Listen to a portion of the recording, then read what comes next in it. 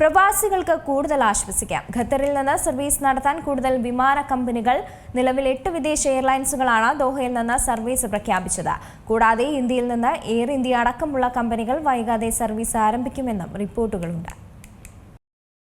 പ്രവാസികൾക്ക് കൂടുതൽ ആശ്വസിക്കാം. വ്യോമഗതാഗതം സാധാരണഗതിയിലേക്ക് തിരിച്ചെത്തുകയാണ്. അതുമായി ബന്ധപ്പെട്ട് ഖത്തറിൽ നിന്ന് കൂടുതൽ സർവീസ് നടത്താൻ വിമാന കമ്പനികൾ മുന്നിട്ടിറങ്ങുന്നു. 8 വിദേശ എയർലൈനുകളാണ് ഇപ്പോൾ സർവീസ് പ്രഖ്യാപിച്ചിരിക്കുന്നത്. ദോഹയിൽ നിന്നാണ് സർവീസുകൾ ഉണ്ടാവുക. ഇന്ത്യയിൽ നിന്ന് എയർ ഇന്ത്യ അടക്കമുള്ള കമ്പനികൾ വൈകാതെ തന്നെ കൂടുതൽ സർവീസുകൾ ആരംഭിക്കുമെന്നും റിപ്പോർട്ടുകളുണ്ട്.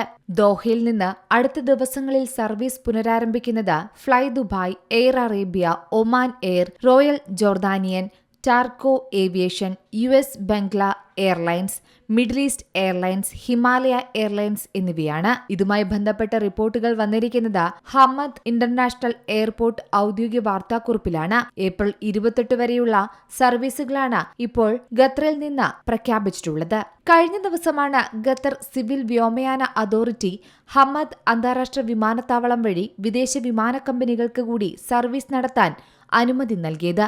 ഇതിന്റെ ചുവടുപിടിച്ചാണ് കൂടുതൽ വിദേശ വിമാനങ്ങളുടെ സേവനം ലഭ്യമാകുന്നത്.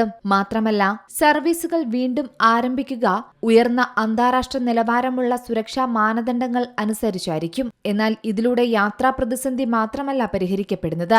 കൂടുതൽ വിമാനങ്ങൾ സർവീസ് നടത്തുന്നതോടെ ടിക്കറ്റ് നിരക്കിൽ ഗണ്യമായ കുറവുണ്ടാകുമെന്നാണ് പ്രവാസികളുടെ പ്രതീക്ഷ.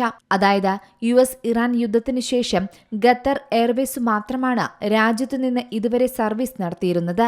നിലവിൽ 120-ലേറെ വിദേശ നഗരങ്ങളിലേക്ക് ഖത്തർ എയർവേസിന്റെ സർവീസ് നടത്തുന്നുണ്ടെന്നാണ് റിപ്പോർട്ടുകൾ.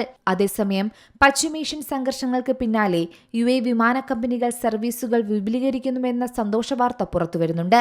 കേരളം ഉൾപ്പെടെയുള്ള വിവിധ ഇന്ത്യൻ നഗരങ്ങളിലേക്കും വരും ദിവസങ്ങളിൽ കൂടുതൽ സർവീസുകൾ പ്രതീക്ഷിക്കാം.